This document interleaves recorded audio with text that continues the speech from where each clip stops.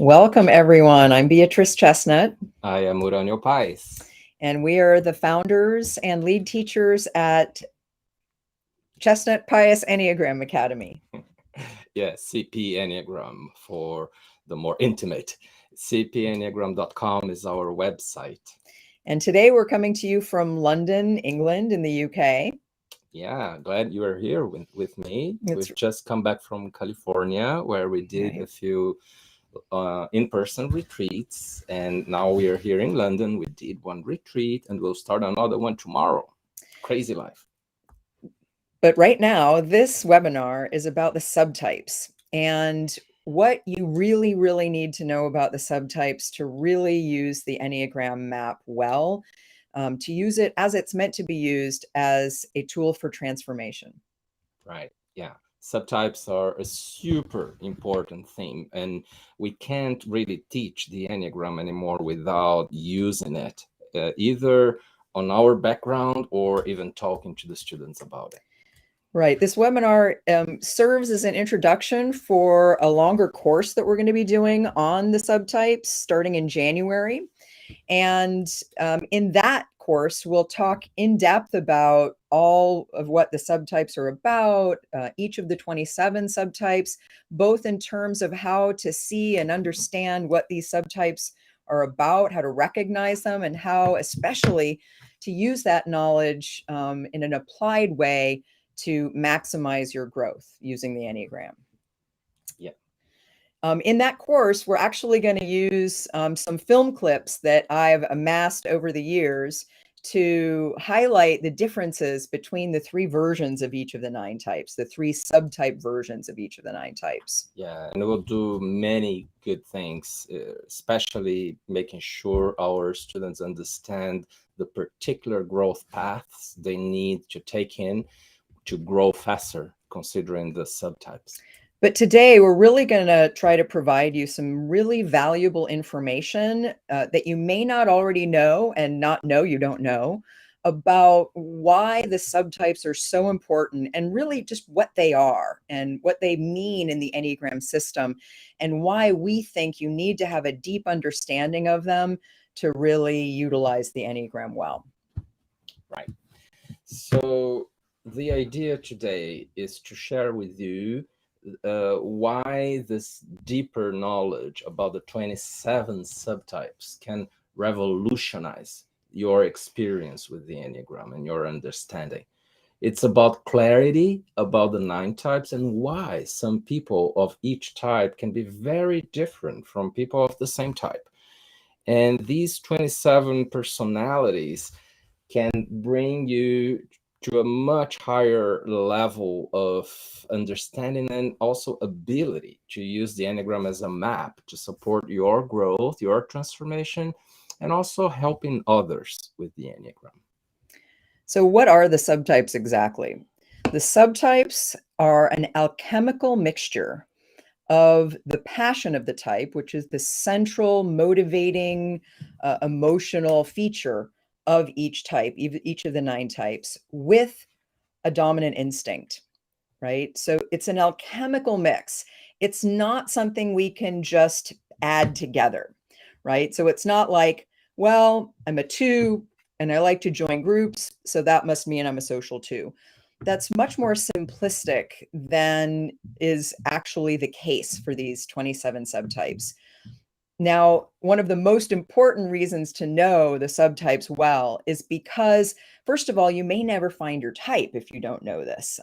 We all know that typing, finding our correct type, can be a challenge and an entry barrier to using the Enneagram. But really, the subtypes really help us understand how the 3 versions of each of the 9 types differ from one another. Sometimes we use wings to clarify the differences, but we believe that the instincts, the 3 instincts, the instinctual drives that focus us on self-preservation, social belonging in groups, or one-to-one or sexual bonding, we believe that those 3 And the way they combine in sometimes a mysterious way, but in ways that we find are patterned, such that when we do our inner work retreats, when we work with people, we see the same patterns over and over and over again that help define each of the 3 subtypes of the 9 types. So let's give a few examples. Good and idea. maybe you can help me with this. Okay. So what do we mean by an alchemical mixture? Well, if you take type 6, for instance, if you combine 6 and the passion of fear with the 3 instincts, self-preservation, social, and sexual, you find you get 3 really different kinds of 6s. You can almost not say so very many things about 6s that apply to all 3 because they're so different from one another. So if you combine fear with the self-preservation instinct, you get a 6 that is more actively fearful and doubtful and insecure. Or And visibly so, yeah. visibly so, exactly, and consciously so. And the self-preservation 6 demonstrates a kind of separation anxiety, which is really different than the social 6. The social 6 copes with fear in a whole different way from the self-preservation 6, who needs to find protectors and allies and friends, and so seeks to be warm.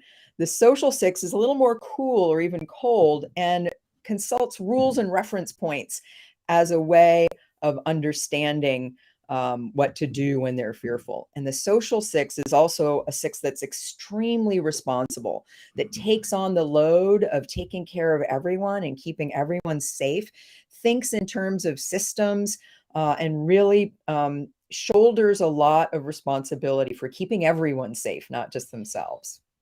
Right.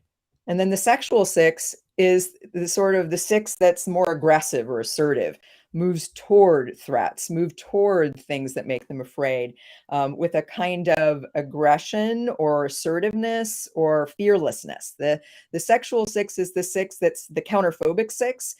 And it's the 6 that is the most contrarian and the one that is the least aware of fear. So these are 3 very different kinds of 6s, and the subtypes help us understand the precise differences. Right. When we look at these 3 different people, because they can be very different in the outside, if we take only behavioral traits, we will think they can't have one same type. Right. However, the Enneagram is not a behavioral trait system. Right. It talks more about the motivation behind. And for all 3, the motivation is fear, but they don't show up in life in the same way. So this is why subtypes are super important. So I think that's essential for people to not be mistyped. This is one Exactly. thing I want to say up front. Exactly. There's a lot of confusion about typing and find what type looks like what, and the subtypes provide a level of clarity that revolutionizes your understanding of the Enneagram. Now, I want to say that the approach we use is a little bit different than some of the other approaches out there. And the approach we use comes directly from Claudio Naranjo and what I think of as his updated subtypes that I learned first in 2004 at an International Enneagram Association conference when he came and taught all of us the subtypes. And I found my subtype for the first time, even though I'd been studying the Enneagram for 14 years at that point. And it revolutionized, I'm a 2, and it revolutionized my self-understanding in 2004, 14 years after I had been studying the Enneagram, because it showed me a whole level of information about myself I hadn't seen before. Right. But I love when you give us examples about type 4. Yes. Can you do that? Yes. And one of the things I loved about Claudio Naranjo's version that he presented us in 2004 is he presented some new material I'd never heard before about how the 3 subtypes are kind of related to each other within one type. For instance, type 4, envy, the passion of envy, leads to a focus on suffering for 4s. But the 3 4s relate to suffering in 3 completely different ways. Self-preservation fours internalize suffering, and they get stoic and strong in the face of suffering. They don't share it very much with anybody else. They kind of suffer silently and try to overcome that suffering by proving themselves through working hard and taking on a load, sometimes even carrying the suffering of others around them, because they have this kind of belief in their own inner strength that helps them endure. Social fours suffer, right? Social fours are more sensitive, and they kind of wear their suffering on their sleeves. If you ask them how they're doing, or they'll often tell you about their suffering and give you sort of a long story about it. And they are very in touch with difficult feelings, like shame and sadness and pain. And they have a lot to say about it and have a lot of access to their suffering, and talk about it easily. But then you have the sexual four, that's a little bit different. They externalize suffering, right? So instead of holding it inside like the self-preservation four, or wearing it on their sleeve and kind of allowing themselves, especially to talk about shame and sadness, they externalize it and see their suffering as caused by the outside world. Like the outside world doesn't understand me and see how special I am. And so the sexual four is more of an angry four. We sometimes say the social four is a sad four and the sexual four is the mad four. So it's a four that can look more like an 8, or it can get confused with a sexual 8 or a sexual 6. And so one of the things the subtypes do is really help you clarify the differences and why someone might be a sexual 4 and not an 8, for instance. True. I also like what I learned about ones through this approach. Really briefly, the self-preservation one is the true perfectionist. The social one is perfect in that they try to find the right way to do things and model that for others. And then the sexual one perfects other people. So again, these 3 different easy ways to differentiate, although of course there's a lot more information underneath that we can learn about that helps us not only discern the differences, but also helps us understand the growth paths, which we'll talk about in a moment. Yeah, and when people study only their types, they get a lot. But when they study their subtypes, they can identify further blind spots they have. Yes, and that's the next important thing we want to talk about is, and this may be new material for even some people who know the subtypes well through our approach. The subtypes reflect the most automatic and unconscious parts of our personality. And they're those that are very unconscious because they come from our instinctual drives, which are very oriented towards survival. It's the reptilian brain in action. And the lower emotional center, which is ruled in some ways by the passion of the type, which is often really unconscious, even though it's ever present and operating all the time.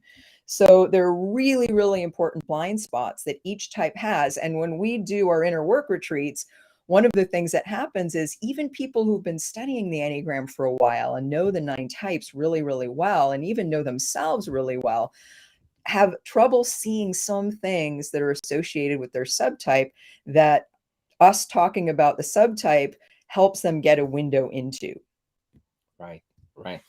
So there are a few examples maybe that we can provide on this. Yeah. Like for myself, Yeah. as a social 5, Yeah. there are some blind spots that wouldn't be as easy for me to see if I hadn't studied the subtypes. Right. So for instance, how I can make a difference between people who are part of my system, my totem, as it's called. The name of the social 5 subtype is totem, because it's like a system that explains things, and some people are interested in it, like the Enneagram, Right. or a tribe, or some kind of special knowledge area. Right. And a totem is from indigenous cultures, and it was something that symbolized the core values of the tribe. Right. And so then what I'm saying is that I can make difference between people who are in and people who are out. Right.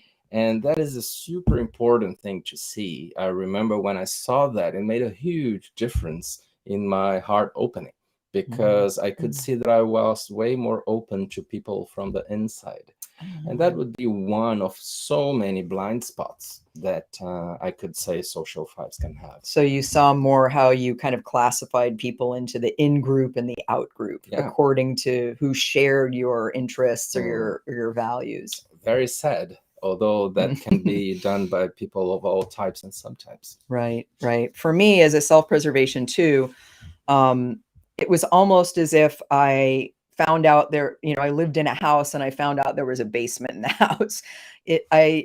When I learned my type, Claudia Naranjo described self-preservation too, which is my subtype, as childlike and as being very fearful. And when I first heard that, I didn't see it at all, and I didn't want to see it, more to the point. And it took me a while to realize that I had a lot of fear that I was repressing, and repression is the type 2 defense mechanism.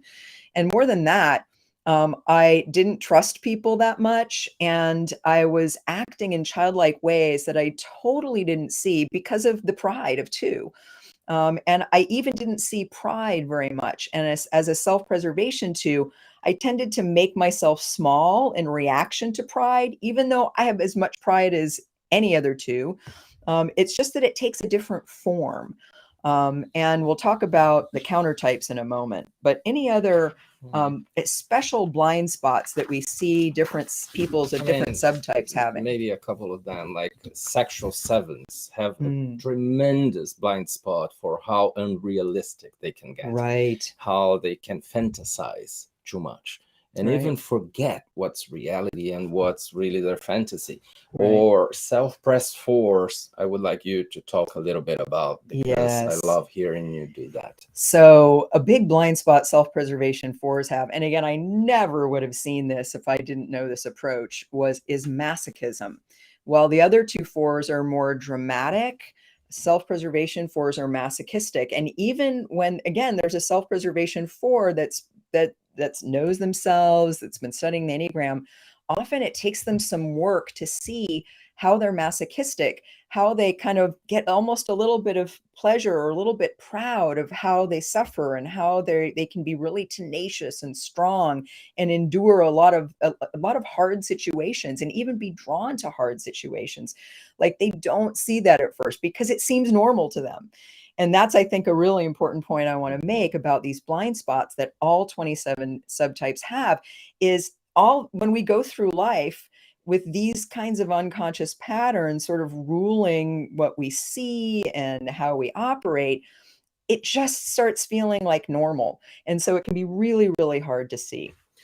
Yeah. So B, why do you think this subtype theory, when people don't know it, it creates barriers for entry for people to understand those differences? What can you tell us about it? Yeah, something I think that's really important is to understand that if you don't understand the subtypes as defined by this approach, which, again, I've been studying the Enneagram for 30 years, and to me, it really stands out as one of the most clarifying aspects of the system.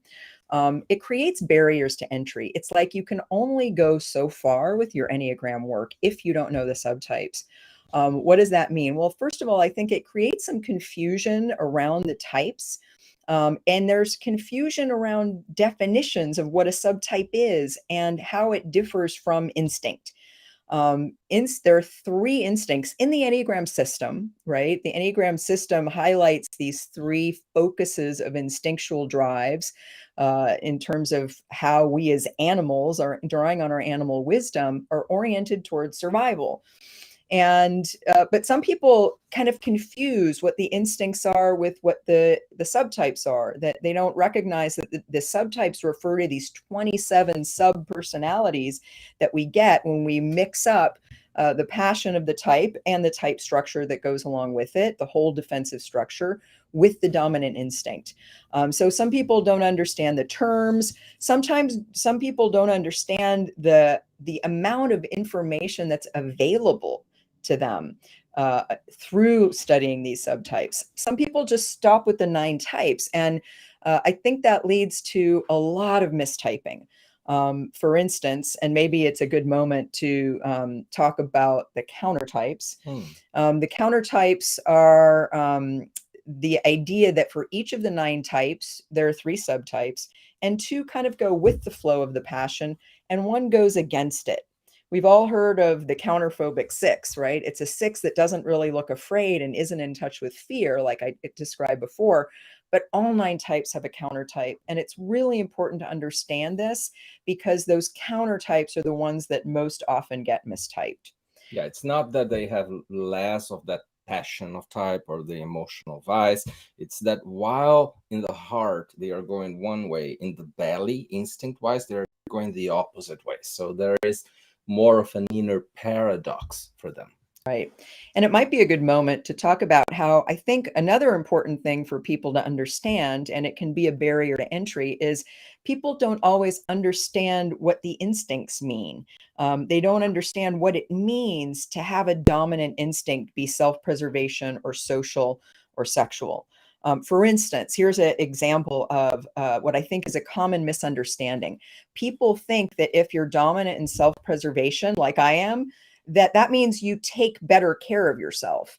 But actually, these are, the subtypes, the instincts get distorted by the ego or the personality patterns.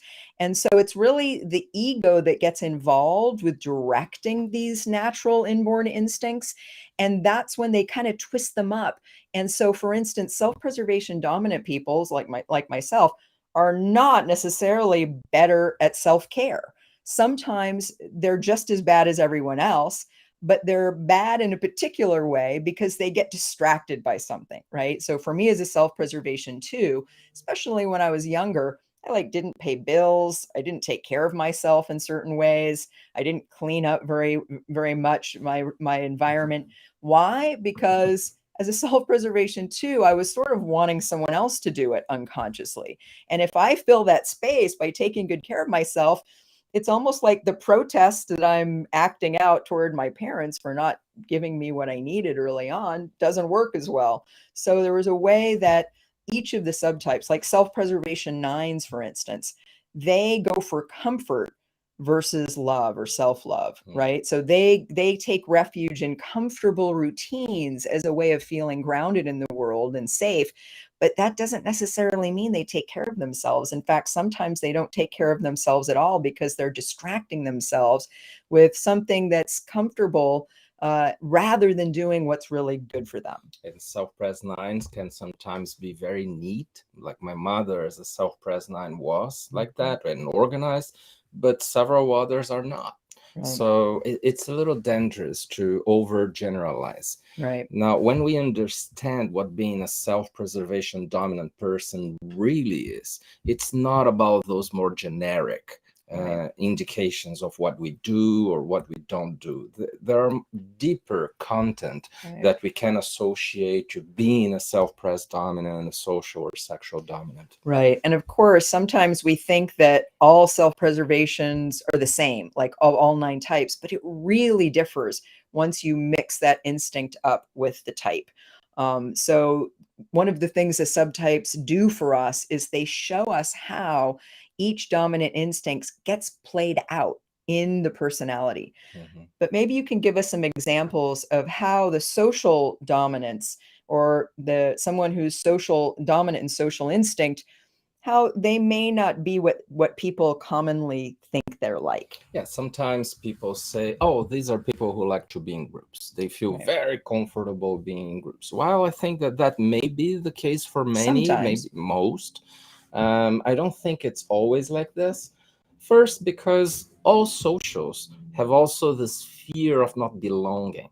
So there's always some sort of angst or anxiety, at least when they approach groups. And for sometimes that shows up in different ways. Like for ones, they are perhaps the most apart from groups, the social ones. They try to see everything from above and disconnecting a little bit more. By the way, I see so many social ones that are mistyped as fives. Yes, they can look like fives. Yeah, so again, the mistyping thing for the ones who don't know subtypes.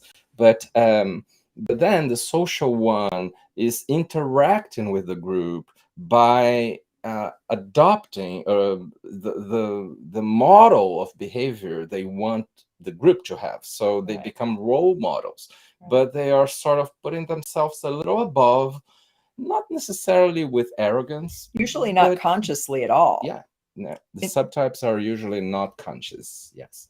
But we could talk about social nines that at the same time want to be in the group, but they are always producing situations in which they won't belong to the group and they will feel apart.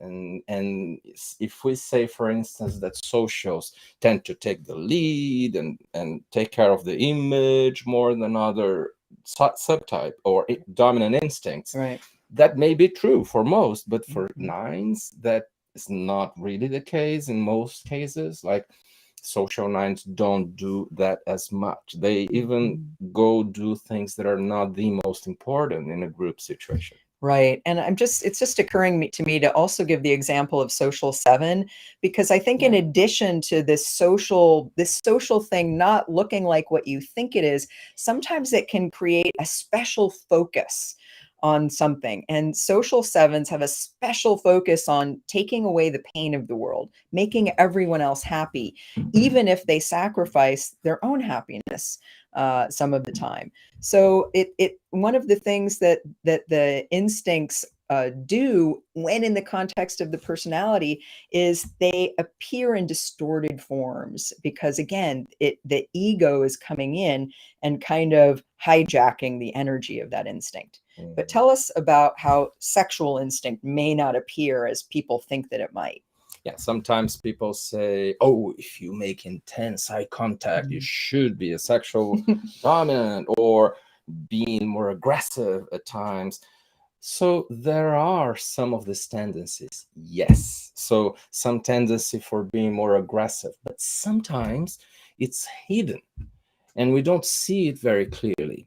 One of the cases is sexual 9. Sexual 9s can have a lot of anger directed outside towards other people, Right. but mostly when they grow. Right. When they are developing, then you see that, and they have they are like dynamos of energy.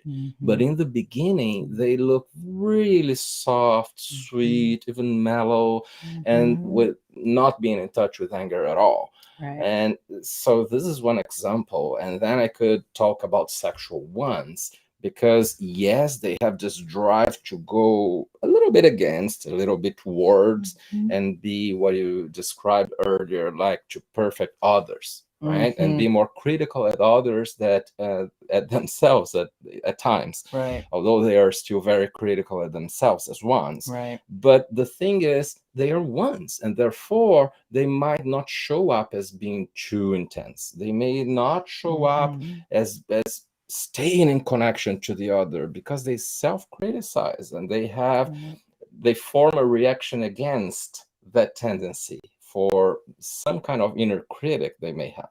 Right. Right. Right. So these are some examples on how, if we judge people by thinking of their what they look like, and trying to define their dominant instinct first, we make a lot of mistakes. Yeah. And the other day, for instance, someone who's a Chew was questioning if she could be a sexual dominant person, but in a way, it felt like she thought she was sexual because she's a hard type. Yeah. Like 2, 3, and 4, and then they are more relational. They look for connection. Exactly. When I first started teaching this approach, I found that a lot of heart types thought they were sexual dominants, and they weren't. It's just because they focus so much on relationship. Although also, there's a few of people that have been in our courses that are sexual 2s that I know have expressed a lot that they get misunderstood because they don't look like the typical 2 sometimes. They have a strong energy that can look like, not such sort of the nice person that people sometimes think. And people will even tell them that they don't think they're 2s. Yeah, super misunderstood. Even some celebrities that people say, oh, this is a 3. This is, like you say, that Oprah is a social 2. Yes. And everybody thinks she's a 3. Right. And no. By the way, we think that Biden is a social 2 also, but don't mind about that. Yes. Yeah. Yeah. So the subtypes are not the same as instincts. And there is this terminology problem on the Mhm. Enneagram field. So let us explain this. And this is also something that Claudio Naranjo used to talk about. We Yeah. don't follow only his approach, but and were critical of a few things coming from his school. But we really like his approach on this. And here's the thing, instincts are just body based. If you get the Mhm. brain, it's the reptilian brain, the older part of the brain. But the subtypes mix up with some emotional energy. So Mhm. it's belly and heart. And both combined, not one plus one. It's like an alchemy. It's like one times one. It's Mhm. something that one infuses the other, making it bigger and bigger and bigger. And by the way, all energy that has instinct behind, and the subtype still does, Mhm. has a lot of energy. Right. It is really, really big, Right. because instinct is something super intense and faster. Mhm. Like one thought has the speed of X, one emotion has the speed of 10x, and a sensation, an instinct, has the speed of 100x. So subtypes are poof, like this, Mhm. although they mix up emotional energy also, but they are Mhm. still really fast, very unconscious. And also in the subtype level, the things that we want to do are more insatiable. Right. Now, the instincts are these instinctual drives, right? Right. And our passion is our emotional vice, the main emotional tendency. We talk about anger for once, pride for twos, and so forth. So, Mhm. one main passion per type, one only passion per type. And when this passion and the dominant instinct we have mix up in this alchemy, something really powerful comes up that really describes better what our personality is. Right. The Enneagram, therefore, is better understood as a system of 27 different personality types. But we can very well say 9 types with 3 subtypes each, resulting in 27. So we are somehow advocating here Mhm. that it's not really enough when you do some inner work after finding out your type Right. to know just the 9.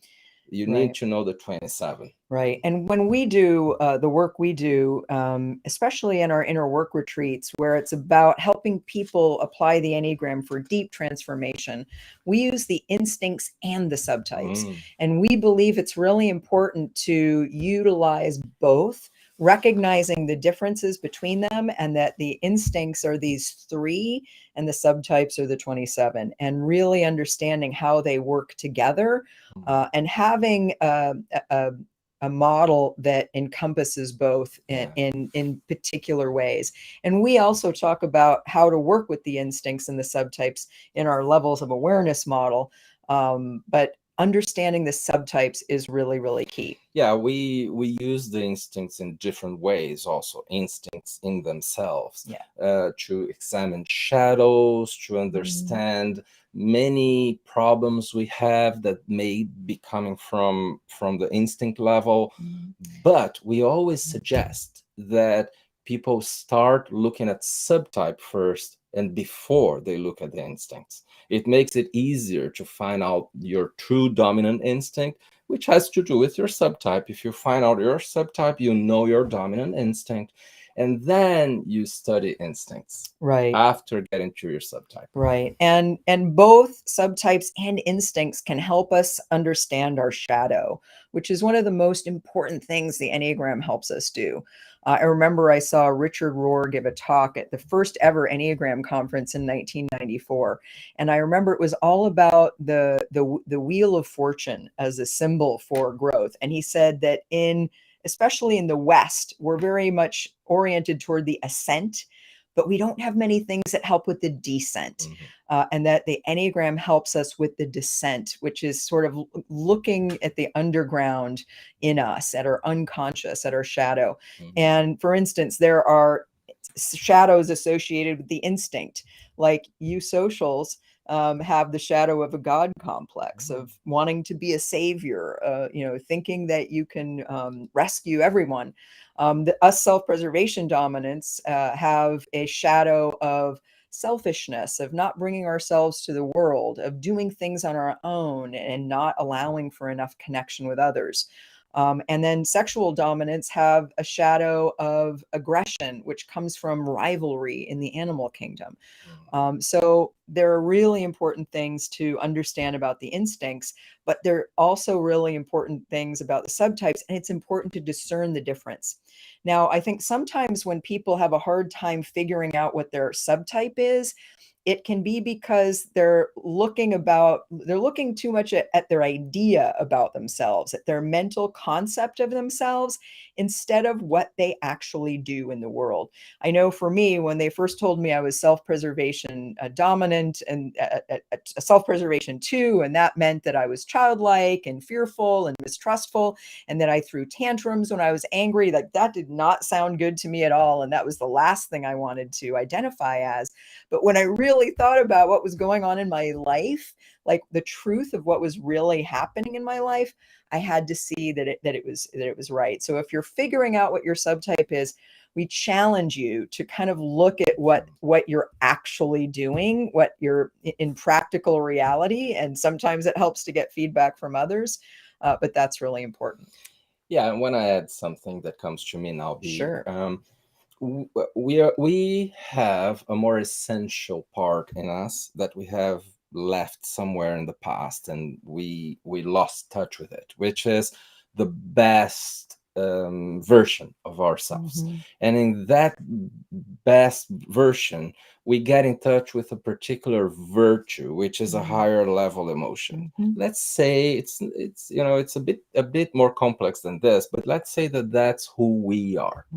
Then when we develop the passion of our type, the main emotional tendency, which is actually an emotional vice, we become something else, and that's who we are not.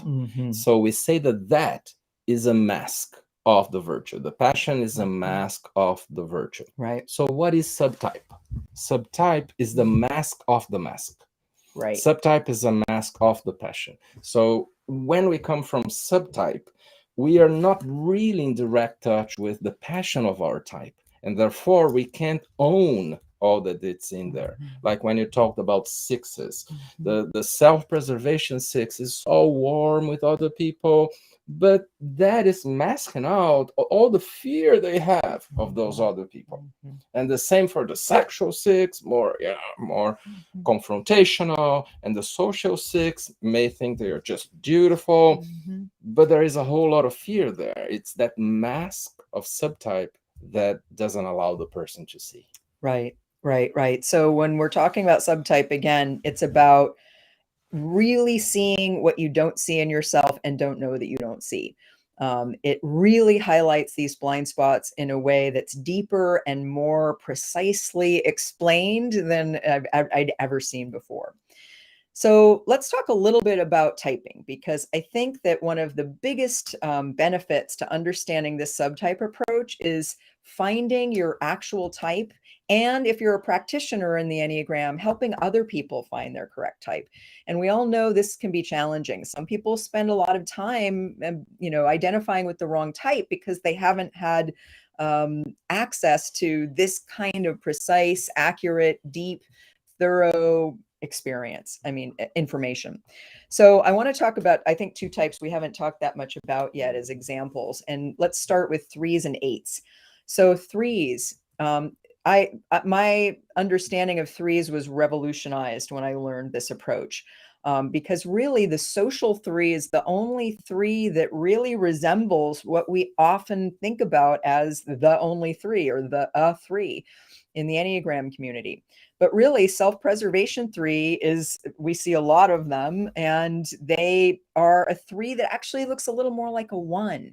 They're a 3 where the self-preservation instinct puts even more of a focus on the 3 patterns of doing and working hard. And so self-preservation 3s are the biggest workaholics. They have the hardest time slowing down of all 27. And this is because they not only want to look good, but they want to be good. And so they often get mixed up with 1s. Now, sexual 3s was another 3 that I didn't understand before this approach, but it turns out sexual 3s are a 3 that gets confused with 2s sometimes because they're a little bit more pleasers. They support others. They're not so, and both self-preservation 3s and sexual 3s aren't really always out there with their desire for recognition. Sometimes they're embarrassed of it. They don't want to show it. And so that's really, really important to know if you're helping someone who's a 3 or if you're a 3 yourself. Similarly with 8s, the self-preservation 8 can look, I've even seen them look a bit like a 5, interestingly, more private, holding their cards closer to the vest, kind of more contained. They don't kind of enter, they don't have as big of an energy that other 8s have.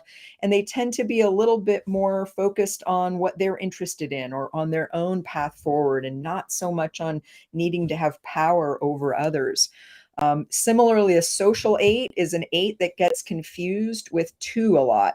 And I've seen a lot of social 8s be accused of not being 8s because they're more friendly and more mellow and not quite as obviously aggressive.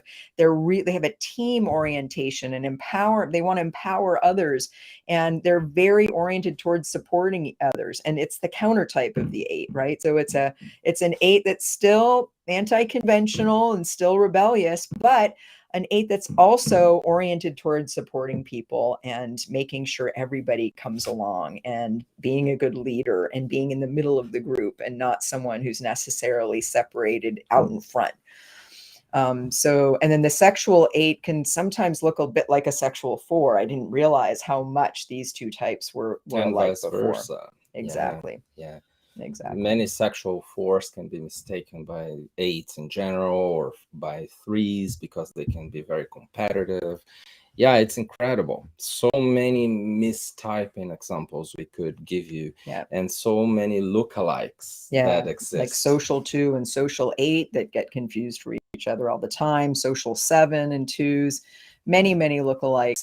And this subtypes really, really help you figure out which is which, because it gives you this whole deeper level of nuanced and more specific description. And also in people's self-understanding, to know where that part that you thought looked like another type is coming from and what does it mean and so forth. So it adds not only a capacity to not mistype, but also something that makes us understand what comes from where and why, which is the true Enneagram work here. Right. And that's a good segue to the last thing we want to talk about, which is probably the most important. So we'll spend a few minutes talking about the growth path for each of the 27 subtypes. Now, we won't have time to talk about all the growth paths right now, but we really, really want to convey this important and central idea, which is that the fact that each of these 27 types has its own distinct growth path, which means the 3 subtypes of one type have 3 particular growth paths and if you're working with a type, it's important to know that, like, not all 7s need the same thing. Not all 2s need the same thing. Not all 6s or 1s or 9s need the same thing when they're growing. And if you work with people, it's almost like if you just know the 9 types, you're working with kind of a blunt instrument. Whereas if you're working with the subtypes, you can be more surgical. You can be more practical in more precise ways. So maybe you could give a couple of examples of, I know you've worked with people both in business and in our trainings and retreats at a deep level, utilizing the subtypes as a window into that, answering that question of what is this person's work right now? Right. So I'll start with 7s. If the person is a self-press 7, there is an extremely big need to develop empathy and to help the self-press 7 person be less self-centered, self-referencing, or to help the self-press 7 think of others, simply that, right? Because it's not easy for them, and they try to take advantages. What is there in this for me, right? But then social 7s need to do the absolute opposite, which is they need even to become a little more selfish. And they hate when we say that, and this is why we say it, because then they get shocked. They try to be good people all the time, and then they need to put themselves first. If they want to grow in the cycle spiritual transformation path, they first need to focus on themselves more, and see what they need, and put themselves first in the sense of building boundaries with other people, and not trying to make them happy all the time. It's like 7s want to have happiness in a very short way for themselves and enjoy life, seize the day. But then social 7s can very well sacrifice their own pleasure if they see other people having pleasure and being happy, right? So they need to look at themselves first and not take care of so many other people. And then sexual 7s, they need to land on earth, and they need to just become more realistic and look at evidences and not just dream and think of Shangri-La. Be open to feeling some negative feelings. This is the 7 that is said to be the happiest all the time, seeing life through rose-colored glasses. Yeah, and for all types, really, there would be different paths of development, but I think that this example for 7s is illustrative, we hope. Yeah. And we, in our approaches with our students and clients, we really try to bring in to them the best challenges of all, that will make them develop faster because of the subtypes. Right. So I think, B, that we could perhaps answer, let's say, 2 or 3 questions. Yeah. And thank you all for sending so many good questions. It's wonderful to see how many people are following right now. And just to say hi, oi, also for the Brazilians, oi, brasileiros. And now we just also want to answer 2 or 3 questions, and then I'll ask Amanda. Amanda, get ready there for you to say a few things in the end. Yep. So someone's saying, what is the meaning of alchemical mix? So alchemy is a way of transmuting one thing into another, right? And one of the things I want to highlight is it's a little bit mysterious how the dominant instinct mixes up with the passion for all the types. And I think what Claudio Naranjo did is he saw people coming through his retreats and his courses over 30, 40 years and articulated in this beautiful way that what he had observed. And so I don't think there's a particular formula, but the alchemical mix is basically how 2 things are mixed up together to yield a third thing that you wouldn't have expected if you just looked at the sum of the 2 parts coming together. So it sort of means, like, for instance, self-preservation instinct mixes up with 1 and anger in terms of being more controlled, having a survival fear as well as repressing anger. And that repression of anger goes into a kind of body tension and also into a need to control every detail. And so these are the kind of things that get articulated for all the 9 types. And we'll be talking about those in detail in our upcoming subtypes course. Right. There is another question. Subtype is the mask of what? What was that? I may have talked about that a bit fast. So the passion of type, the emotional vice, the core of suffering. Yeah, it's a mask of the virtue, which is a higher level emotion associated to our type. And the subtype is a mask of that passion, of that suffering. And what that means is, if I'm coming from subtype, I don't feel that passion directly, and it doesn't bother me as much as it should if I want to grow. I need to get a bit frustrated, not at me, but at the passion, so that I grow. But if there is a mask, not allowing me to see the passion in me, then we won't get there. One of the ways we grow is by starting to observe the activity of the passion and how it's omnipresent. It's always there. And when we don't see it, we just kind of keep acting out the patterns, the unconscious patterns of the personality, and we kind of get trapped there, and it blocks our growth. Right. So there are so many good questions. We don't have much time in here, but we'll keep communicating in different ways, and Amanda will explain in a while a few questions herself. But I think we can answer a couple of more. This one Yeah. seems important. Is the upcoming Subtypes course good for beginners and seasoned Enneagram enthusiasts alike?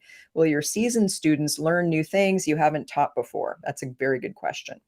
Yeah, well, we'll use methods and share some concepts that will be good for seasoned students too. But I'll let Amanda talk about this in a while. Yeah. So let's go to another question here, making good use of our time. So, okay. There's a question that I want to just, can you talk about how repressed instincts look in Enneagram subtypes? For example, Enneagram 8 with repressed sexual versus social. Repressed instincts is a very interesting sort of outgrowth of the study of subtypes and this is instincts. our terminology to call the third instinct in what we call an instinctual sequence. Yeah, and we are almost out of time, but I will say we are doing podcasts on that topic. So hopefully you listen to our Enneagram 2.0 podcast, because we already did a podcast on what all 9 types look like when the self-preservation instinct is repressed. And that's part of a 3-part series. So stay tuned for the answer to that one. Right. Someone's asking if wings have subtypes. If I'm a 3 with a 4 wing, is it helpful to think about my wing as self-preservation 4? What would you say to that? No, it's that there isn't such a relationship, and we actually avoid seeing wings as additional ways to describe our personality. We use both wings and arrows more as paths for growth. So we don't concentrate in our main wing. We say, what is it that I don't use that second wing? And then undertake a path of development, coming to the wing before our type and going to the wing forward. Like, so if I'm a 5, I would do 4, 5, 6. And then as a 5, I would grow even more. If I get the 8, my first arrow, come to 5 and then go to 7, the second arrow. And we really want to emphasize the whole reason why we're doing this webinar on subtypes, this course on subtypes, is because we have worked with the Enneagram for many years, and we really want to promote what we believe brings the highest level of personal transformation when we're talking about Enneagram concepts. This is why we don't really emphasize wings that much. We think they're growth pathways, but kind of gentle growth pathways. And this is why we also don't use tri-type, because we believe that each type has one passion. Yeah. And that if you get distracted by secondary and tertiary points that are just as much and just as important as the main type, what happens is, what we've observed is people kind of take their eye off the most important thing. People get distracted by things that are not the main event. And we could spend our whole lives really working main issues that are really central and that yield the most progress in our developmental path when we focus on them. Yeah, I want to get 1 minute only to answer one question by Social 5 Buddy here. Yay. I love the question. So I feel that my social instinct is the main force connecting me to people. Yeah. And how do I tame my dominant instincts, as you talk about, without falling back into isolation? So here's what I think. Being social and even sociable as a social 5 is good up to a certain point only. It's just crumbs of being sociable. And you're doing that thinking that you're all involved and engaged with your heart, but you're not. You're just doing that out of body energy, instinct energy. And so I can't really call that a deep connection. So that's good for fives to season a little bit their style of being more isolated. But we can't really call that connection. So if you don't do that, guess what you're going to do? What you need to do to keep connected? You need to develop access to your heart and then learn to connect from the heart. So this is just for me a great example on how the work on subtypes can help us go to another level of awareness that is not only what we have already achieved. But I think it would be a great idea to call Amanda. What do you think? I think it might be that time. Where are you, Amanda? Please help us here. Hi, everyone. It's so exciting to be here. He's our super competent COO and very photogenic. Yeah, I think I'm social repressed, so I actually get really embarrassed at times like this. But so glad to see everyone and to be in the chat with you all. I just wanted to highlight a couple of things. So as B and Odanyu said, we have the Master the Enneagram Subtypes course coming up. It is 10 sessions of 90 minutes each. And we're really, really excited for this, finally putting everything in one place and putting all of this knowledge in a really great and deep way for you all. And I want to just offer a couple of things. So if you sign up today, you will get a bonus PDF on what each type looks like when they have grown considerably. So as B and Odanyu said, growth is the point of all of this for us, for the CP Enneagram Academy and for B and Odanyu's teaching. So we do want to offer that to you all. I put the link in the chat. So that's one bonus. And then also, if you sign up today, you'll get 3 months of the recording instead of the standard 1 month that we offer. So if you want to take advantage of that, we're already having, offering early bird pricing, but we also want to offer these couple of benefits, especially to you all who took the time to be here at the webinar. So please do check that out. And then another really exciting piece of information is that we are relaunching our CP Online platform, which is our learning platform. For those of you who don't know, you get well over 100 hours of video content, so many webinars just like this one. And I think we're at about 115 hours of content right now, which is wild. And we also offer more monthly webinars just like this one that are live with B and Odanyu. So you get recordings to all of our previous ones. And if you sign up, today also, you get a really special deal, which is just $7 for your first month of this new platform because we are beta testing it. So it's a really great opportunity to have what we think will be a much better student experience. And we really hope that we'll see you there. We'll send all of this information out to all of you who have registered for this webinar today. And like I said, really hope that you take us up on this and that we see you in January and February for the big event. And Amanda, I just want to add that if people get the CP Online membership, each of the 27 subtypes. So people are asking, like, how do I tell if I'm this subtype or that subtype? If you watch these interviews, you may really relate to one of the people. Like if you're trying to decide, as someone who asked a question is trying to decide if they're a self-preservation 2 or a sexual 2, if you watch these 2 self-preservation 2s and the 2 sexual 2s talking about their experience, that's one of the best ways to really find your type and understand how these different subtypes can look so different. And we also did so many videos on instincts, dominant instinct, repressed instinct, instinctual sequences, and so forth. Right.